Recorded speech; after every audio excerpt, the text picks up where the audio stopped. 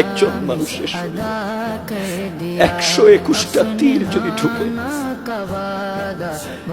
40টা তলোয়ারের কোপ যদি একজন মানুষের শরীরে পড়ে,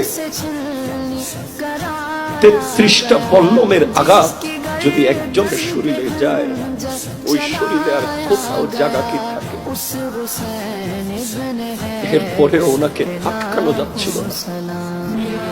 এত তীর মারার পরেও উনি, ওনার ঘোড়া দুর্বল হয়ে গিয়েছে।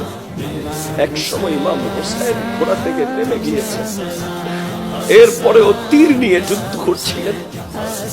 একজন মানুষ নানা জানের দ্বীনের জন্য, নানা জানের উম্মতের জন্য। শেষ পর্যন্ত আযান হয়েছে, বলছি ইয়াজিদিরা, আমি মুসাফির, আমাকে 2 রাকাত নামাজ পড়তে দাও। ইমাম হুসাইন পাক সিজদায় চলে গেলেন।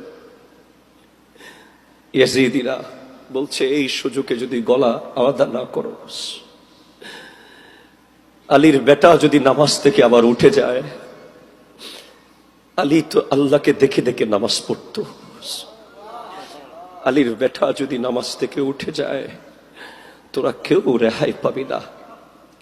শিমর জিল জৌশন ইমাম হোসেন পাকের সর মুবারক ধর থেকে আলাদা করে দিয়েছে।